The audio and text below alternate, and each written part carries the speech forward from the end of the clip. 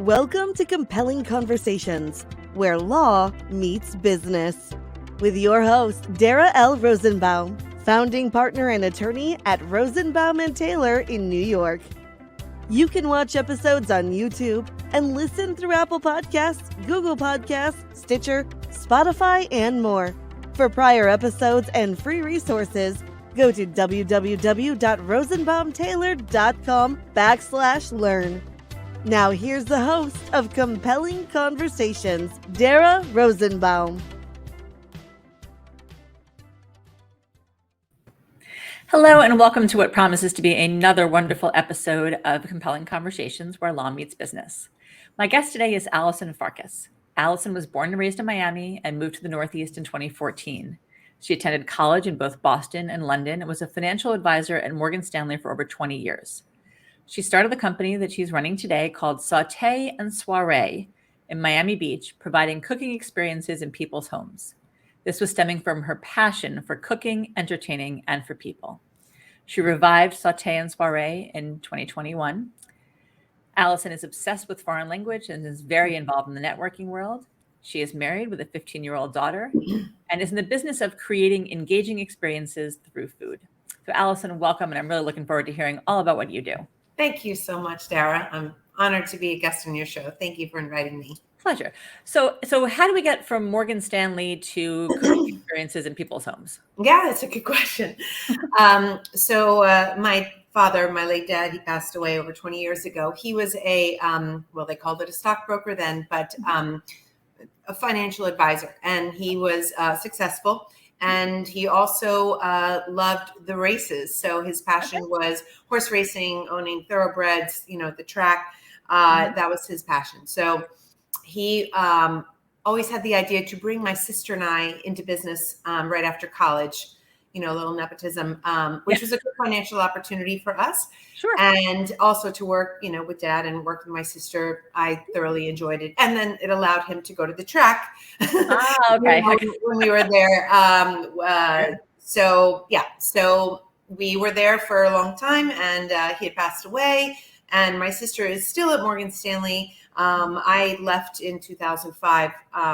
It just wasn't my calling, I guess you could say. So I enjoyed it. It was a good experience. And then how did it lead me? Is that you had asked that? Yeah. Yeah. Kind of how do you get from Morgan Stanley? You leave Morgan Stanley, and obviously there's the question mark of what's next. And how do you get into cooking experiences? Yeah. I've always loved to cook and entertain. My mom is a fabulous entertainer. She throws dinner parties, and I caught the bug. So I love to cook. I love to entertain. I love being around people. And so I would throw, all kinds of small cocktail parties in my home in my 20s. And someone had said to me once, hey, would you come over to my house and do your thing and, bring some food over? Maybe we can all, cook or roll up our sleeves. And that's the very broad version of that. But essentially I came over with, bags of groceries, and I laid everything out on their peninsula or kitchen island or whatever. And we would make food together in a very, not in a formal way. I wouldn't be serving them at the dinner table. It was just about rolling up your sleeves, everyone doing a different task, which I, had it all sort of planned out. Sure. And, this one's dicing onions, or that one's making a vinaigrette. And we made food together, and we enjoyed it together, and it was social and fun and creative. So that's how that started. And what does Sauté and Soirée do today? Because I think it seems like you've graduated from just a friend's home. Yes. So Sauté and Soirée is basically in-person or virtual cooking experiences. So I live in the greater Philadelphia area. So if someone was interested, whether it be a business, that had a space to have people come and do something like that, or in someone's home. So I can go to someone's home and do something like that, or it's great virtually, because I can get a group of 15 people together from the comfort of their own home and their socks, or however they like to cook, and we make food together as a group. So yeah. Now, do you give them a grocery list ahead of time? Is it something that sets them? How do they know what they're doing? Sure. So my client, whoever that may be, and I come up with something to make. I don't offer, menu A, B, or C. It's really the reality is if you get 15 people together in a group, some may like to cook, some may not want to cook. Some have an interest in, making Thai food, and some have, never held a knife in their life. So you sort of have to speak to everyone. So it's important for me to understand, who this group is, and then come up with a menu, if you will, of what I like to call approachable food that people, know, have seen on menus, have tasted, have traveled to, whatever. And then we come up with something together, and then I create a shopping list. I send it to my client, who disperses it to all of the guests at least 1 week in advance. A very detailed shopping list, I might add, because I don't want anyone cursing my name, in aisle 9 because they can't find a particular spice. Right. Certainly don't want that happening. So they have a shopping list, and then the day of the event, we're all in our kitchen. The ingredients are spread out. Got your laptop or your tablet, and we get cooking. That sounds like a lot of fun. And was this something that you kind of went virtual with during the pandemic, or was it something that you were doing virtually before that? So I've always wanted to revive the Sauté and Soirée business. I did it in Miami. It was not the last thing I did before moving here, but it was always sort of on the proverbial back burner.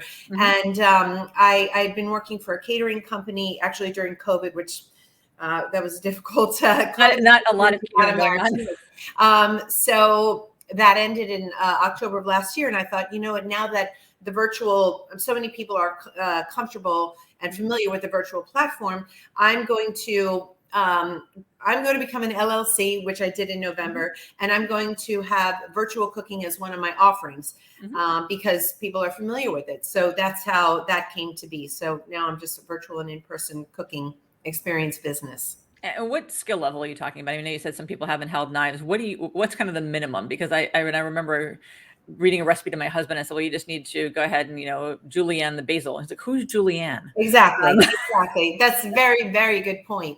So in any of the items that I would suggest, I'm not asking for anyone to have a blender or a food processor or an immersion blender, because I'm basically keeping it as simple as possible. Do you have a stove? Do you have an oven? Do you have a cutting board? Do you have some bowls and a knife?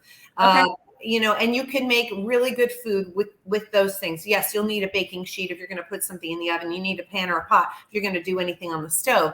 But I try to keep it as simple and approachable as possible. So if, let's say I do want something, julienne for a recipe, when I do the virtual, where all the Hollywood squares, right, where we see each other, but then I've got my phone over my cutting board. So that's one of the squares. So if anyone wants to see how I'm cutting an onion or julienning, I could say, I'm going to julienne this carrot now. This is how I do it. This is what julienne is. And that way people can see. And again, you don't have to julienne the vegetable for the recipe. Yes, maybe for a particular presentation that works best, but you don't necessarily have to do that. So I'll say, this is how I do it. Feel free to do it in the way that suits you best, because some people may have never, picked up a knife before. So you have to speak to them, and then you have to speak to the people who can make a béarnaise sauce with their eyes closed on a Tuesday. So you have to sort of make everyone happy. Right. That's what I strive to do. And is it more in the vein of a cooking lesson, or is it a social activity? Or kind of what's the idea behind it? Yeah, that's a great question. I appreciate it, because the way I try and differentiate myself, because I know there are a lot of cooking experiences out there, but they're more of a cooking class. It's more of a class. Now, if you said, I want to learn how to make gnocchi, then you would go online, and I guarantee you'll find a chef or a restaurateur who can show you how to make gnocchi. But that is an involved process. That's more technique. So I am not your girl if you're looking for technique or a class. What I want is engagement. So I try and create a balance of the making of a meal or the making of a dish while we are engaging, having fun, talking. So let's say we're going to make a soup. Okay. I'm making sure that everyone is on the same step. So I come back to the Zoom and I say, okay, is everyone, slice their onion and their celery and their carrot? And if someone hasn't, I'm not moving to the next step until that. And then I encourage people to ask questions. I don't want questions in the chat, and I don't want you to mute yourself. That's not what my experiences are. So I try to gently balance, talk, ask questions, have a good time. In some cases, when the group really knows each other, someone will say, "Oh, nice apron, Joe," in a funny kind of way. Yeah. That's what I want. So I want people at the end to say, "That was fun. That was delicious. And I didn't know you could use smoked paprika when you roast tomatoes." So if I teach someone something, great. If I inspire people, great. But really my goal is fun and engagement while we make food together. Food is the vehicle for the experience, if that makes sense. I love that. And I love the idea of inspiration. So what inspires you? So I'm inspired by, as far as working and getting up and my day and so forth and managing it, I would say like podcasts. I listen to self-mastery people like an Ed Milet, very inspiring to me, just life inspiring. Yep. As far as inspiration for food, really, I can go to a restaurant. I've been known to go to a restaurant. You've been to a restaurant where they have paper menus, right? It's almost like more of a trend than that ginormous, leather bound menu. Right. And oftentimes the menu will get dirty. Olive oil will get on the menu. What are the restaurants doing with those soiled menus, if you will? Sometimes I'll say, "May I take your menu home?" And I have folders that have folders. I have folders with menus. And I'll get inspiration from menus because there's no copyright, on an entree. So, well, you can speak to that. But if a fabulous restaurant that I, enjoy going to, let's say they have, a lot of restaurants will have like 5 ingredients. That's how they list their things. They're trying to convey things are fresh, maybe farm to table. And I like that combination. I'll get inspired by that. And then I'll duplicate it at home. So I get a lot of inspiration from restaurants, from menus, and, like I said before, from podcasts of sort of self-mastery people. Very inspiring to me. I'd like to talk a little bit more about the business, because you said you kind of just became an LLC in November, and congratulations. Thank you. So is the company just you? Do you have people who work with you? What's the size at this point? It's just me and my many hats. Okay. Yeah, it's just me right now. Yeah. So, I mean, how do you handle things like, getting your name out there and marketing and advertising, if you do any, or, logistics like scheduling people or getting those shopping lists out? Like, how do you organize all that? Because obviously there are a lot of hats there. So I definitely use LinkedIn and Instagram as my advertising vehicle. I did create a newsletter. I was in a networking group and it was encouraged to do email marketing. I did dabble in that.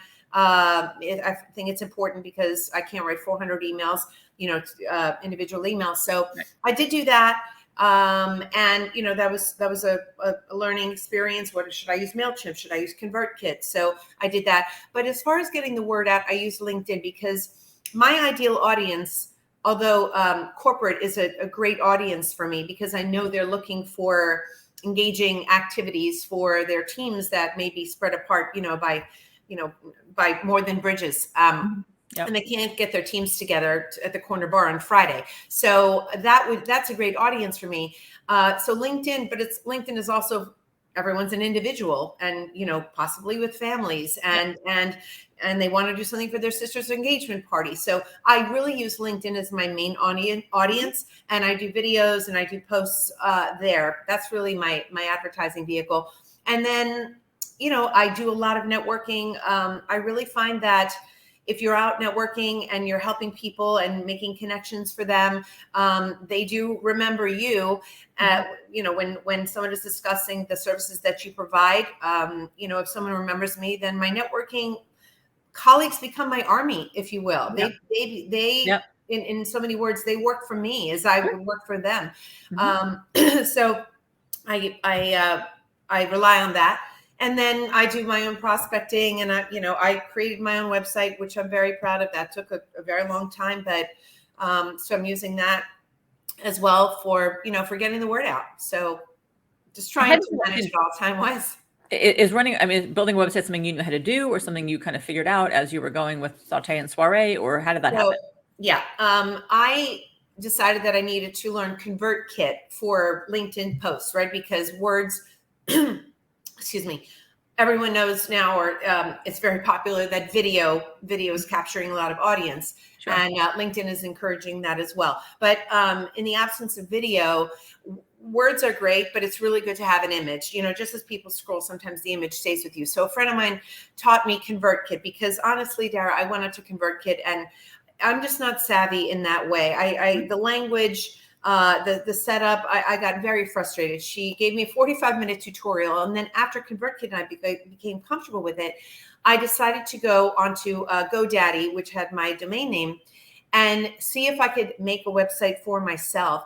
And I saw that GoDaddy and possibly Wix are very similar to ConvertKit. They may look differently on the surface, but really it's the same concept. It's pick their picture or put in your own, drag and drop, change the font, add the color. And once you get comfortable with their layout, if you will, which for me was the Mount Everest of the learning curve, once I got over that, then I'm in creative mode. And so originally I thought, okay, who can I enlist to help me with a website for under, and it was a very low amount of money. Sure. And then of course, many times people want to charge you to maintain the website. Well, now I don't have to rely on anyone. So I'm really happy that I have the freedom to go in and tweak, change, improve whatever it is, my website. So yeah, I taught it to myself, and it's a major accomplishment for me. I'm really proud of it. And there's a great lesson there in doing it yourself, because I think, and I talk about this all the time when I'm talking about helping people form businesses or grow businesses. You want to get up and out there, and you want to get making money. And you don't want to be investing time, investing a lot of time working with a web designer if that's not what you need. Yes. And if you can do it yourself, or you have a friend who can give you a 45-minute tutorial and you can get it up and running, and you're not not making a big investment of time or money, that's the best way to do it, I think. Yeah. And listen, there may come a time when you decide, listen, I need to hire a graphic designer, and I need to hire a web person. Definitely. But, the early stages, especially, and maybe forever, you really don't need that. Yeah. I mean, if someone said to me, can you make a simple website for me? I honestly feel that I could do that. And so I'm putting a feather in my cap for it. I'm proud of myself. I'm just putting it out to the world. I'm proud of myself for doing it. And it's important, you're in business. It's important to have all those things covered, because truly I didn't have a website the first 6 months. And someone said to me, and of course it resonated because I was ambivalent. I was like, oh, I don't want to get into the website.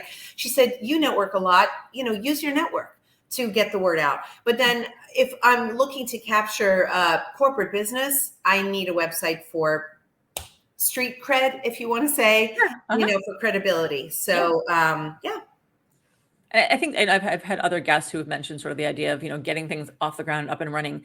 You don't have to learn everything the first day. You didn't have a website for 6 months, and you're like, okay, I need a website. Let me wrap my hand around having to make a website, or learning how to make a website, or learning ConvertKit.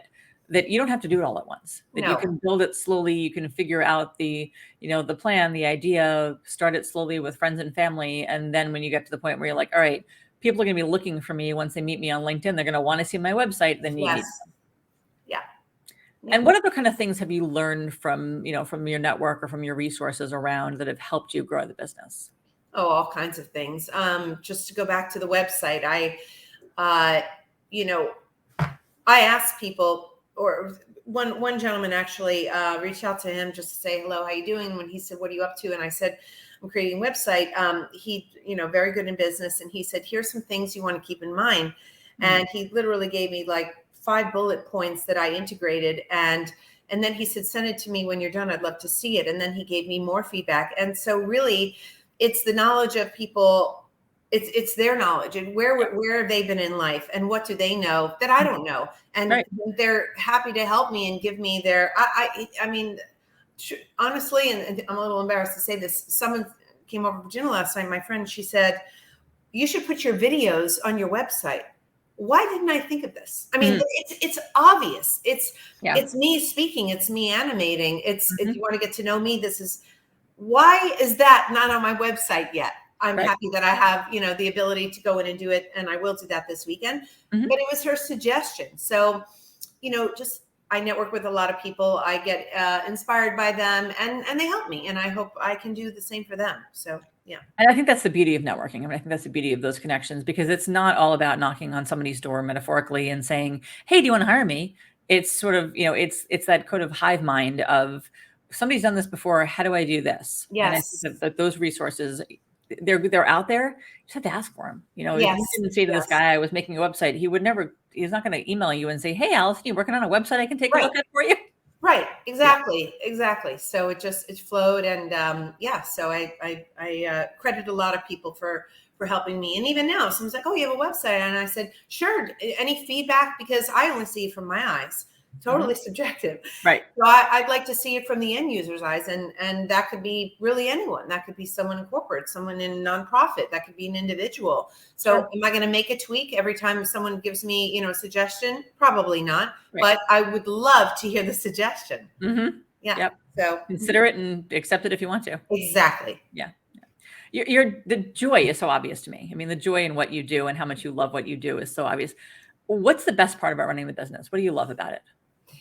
I love that the business is a mirror of me. I love, you hear people say, do what you love what you do. It's not always easy to do that. The timing was right for me to bring out this business. I'm happy to say, fall is looking very busy, but I think fall is the business person's new year in a way, at least up here in the Northeast in Miami. It's like summer year round, but here summer, there's a sort of a relaxation vibe for a lot of people. And then September 1st hits and everyone's, back to school, back to work, bringing pumpkin spice and talking about events and so on and so forth. So it was a little slow, but I'm excited to be running this business and to see where it goes. Every day is, something new. But it really is a mirror of me. Sauté and Soirée, I love meeting new people. I'm a people person. I'm gregarious and I love to cook and entertain, and everyone loves being in the kitchen. So it's me. It's what I love doing. It's entirely authentic to who I am. So I feel like I'm, if you like me and you like my food, I want to do this with you. Let's do this together. So if that answers the question. It does. And it feels like you found a perfect fit. I love the idea that the company is a mirror of you, because obviously it's a very personal service that you're offering and a very personal offering. And so it's lovely to see that kind of passion and that enthusiasm for it, because that's got to come through in the experience. Yeah. And also, if I could just say, I have, for example, on the website, it just says, because I could list a million things that I'd love to do, engage in person, engage virtually. But, someone said to me, oh, would you do a this and a that? Someone approached me, would you do a hot cocoa? It's not a charcuterie board because you're not putting salami with the hot cocoa, but a hot cocoa. Well, I hope not. Yeah. Well, if you Google, it'll say hot cocoa charcuterie boards. I mean, obviously they're talking about the board, but it's a board, and a hot cocoa board, a s'mores board. And that's not anything I've ever done before, but you know what? I'm excited to research that. Yeah. I would love to do that because I love food and I love cooking. So sure, let me do the research and let's see what I can come up with. And will it be the first time if it goes through? Yes, but I'm eager and excited to do something new that revolves around, enjoying food. Yeah. And maybe you'll figure out how to put together hot cocoa, marshmallows, and salami. I'll figure it out. So what are the challenges that you have with the business, or that you've had with the business? Yeah. I would say time management. Like these index cards here, I keep these people in business. I'm telling you, I've tried it. Someone said to me, pick 3 things, get them done. When you're finished with them, take a walk. If you're happy with the 3 things, great. If you feel energized to do more, do more. But between the website and the videos and the networking and the, and the waiver and the prospecting and the connection, all the things, and they're all equally important. Sure. It's the time management. That's definitely challenging. And I would say that is, but I'm doing my best, and you are not the only one with that problem. Yeah. So what's the vision for the business? Where do you see it going? Where do you see, where do you see yourself in the future? I would really love to have my own show. I'd really, which is not entirely related to the business. I know that I could have a show on YouTube, but I feel that, and there are brilliant people on Instagram. I mean, it's amazing how many people out there are such good cooks. Oh yeah. I mean, there's so many good cooks out there. Social media is a fantastic platform to get in, back to the inspiration question. I've got a lot of inspiration from people online. I think creating your own show requires, the people who have the music and the video and how beautiful it is and sound and lighting, that is not something you just whip together or even these reels. It's impressive. So I feel like to have my own show, I need to do things like that first. I'd love to have my own show because I feel like I have my own point of view on cooking and approachability and entertaining, which is sort of a lost art. Excuse me. As far as the business, I would just love to be a solution for people looking for meaningful engagement and a fun activity, whether that be a huge corporation or a family, whose friends and family are spread apart and they can't get together to do a function. I just want to be the person that people reach out to say, you have to eat, right? You don't have to drink wine. You don't have to flower arrange or do a lot of the things that people are doing, which are interesting, super interesting, but you do have to eat. So if I can provide inspiration, and if I can provide something engaging so people feel connected, together, social, and making food, which is, we have to eat, then I feel like I'm doing that's my purpose. I feel like I'm serving my purpose. I love that answer. I love I want to be a solution. I think that, and I think it's between the solution and the approachability, I think there's really something special there because I think that, yes, everybody needs to eat, but you're right. Not everybody needs to make a béarnaise sauce on a Tuesday night. Correct. Not everybody's going to know, all the technical terms about and have fancy knives. And there was a comedian named Richard Jenny. I don't know if you've ever heard the routine he does about cooking shows. I don't know that I have. I'll look into it though. Very funny. It's the whole thing about, here I am cooking in a kitchen larger than your whole apartment with the food you can't find and in implements you can't afford. Okay. Something like that. The sort of idea of, this is not your average, that there are cooking approaches certainly that are not approachable, that are not, not the, hey, you need a bowl, you need a pot, you need a cutting board, and you need an oven. Yes. And you can do amazing things just with those things. You really can. You think about. Interesting, you should say that. I made a little hors d'oeuvre yesterday. Super easy, just like smoked salmon. Just dice up some onion, a little chive, lemon zest, and olive oil, almost like a tartare, if you will, right? Okay. And dice up the salmon, put it on a cucumber or a cracker, a little dollop of sour cream. It's beautiful. Pop it in your mouth. It's great. Delicious little hors d'oeuvre. But the flavor of the smoke. Right. The smoke. So I don't have a smoker, but something, I don't know if it's evolutionary, but there's something satisfying, at least for me, of the smell and the flavor of the smoke. Just to what you said, like, I don't have a smoker or anything like that, but it's just I lost my train of thought. I'm so sorry. No. I need more coffee. Because you don't need all those fancy implements and ingredients. You're sending people down the grocery store aisle 9. You're not sending them to, it doesn't sound like, 14 specialty stores in the place that you can only find this particular ingredient. Right. No, really, you can do a lot. Oh, that's what I was going to say. Thank you. I'm sorry. That thousands of years ago, we had a fire and we had, meat or, people foraged for, vegetables, and you need a Cuisinart to make good food. So you just need to, prepare it, treat it in any way, and heat, and you should, and oils and vinegars and acid and things like that. But that's a whole other show. But it sounds like you just, with the basics, you can really do a lot. You really can. You really, really can. And you can have a good time, which I think is sort of probably sounds to me like the primary goal. Oh, definitely. I find cooking cathartic. I just, you have to like that. Not everyone likes it, but it's just the way people find gardening to be relaxing and cathartic, or whatever it is, knitting. Yeah. I find, and it's also a sensual, as far as the senses, seeing and smelling and hearing, like when I put clams into a pot and it sounds like a bunch of rocks going into a pot, there's something pleasing about that sound to me. Don't ask me why. Yeah.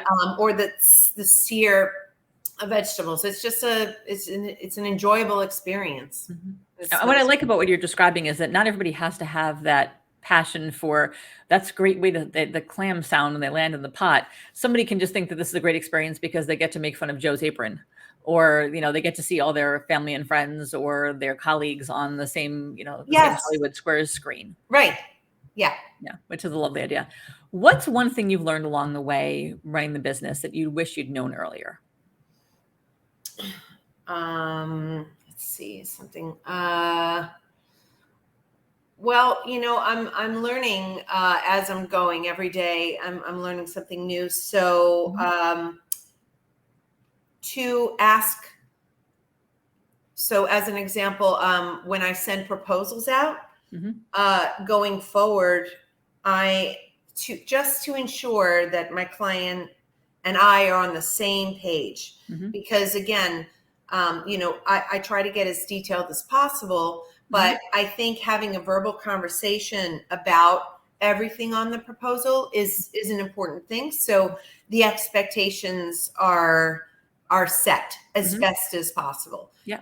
So I did, have an experience. So I learned that, and I will implement that going forward to be as detailed as possible, clear, and to go over, and also budget, asking people, what their budget is, which a lot of people suggest, what sort of budget are you working with? I haven't always done that.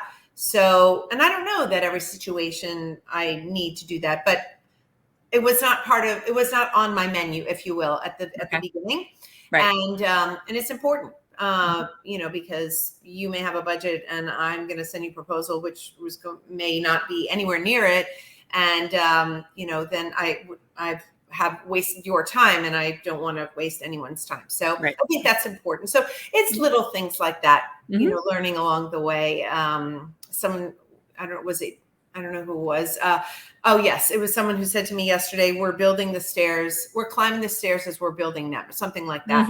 It's a very good metaphor, Yep, I like that one a lot. And that's sort of where I am. Yeah. So Allison, how do people find you? How do they find you? How do they find Sauté and Soirée? Okay, thank you. So I'm Allison, Allison, at Sauté and Soirée. My website is Sauté, Saute and And. Don't forget the and, because there is a Sauté Soirée out there. So, and she and I are different people and with different services. So I am Sauté and Soirée, SOIREE.com. I'm also on LinkedIn. LinkedIn, it's Allison Farcus, and Instagram, it's Sauté and Soirée. So my website and email is really the best way to reach me. Perfect. Sounds wonderful. Well, thank you so much for this. This is really interesting, and I'm excited about the idea of working with you in the future, because I think this will be a lot of fun. Likewise. Thank you so much for having me, Dara. I really appreciate it. Thank you so much, and have a wonderful Labor Day weekend. You too. Thank you.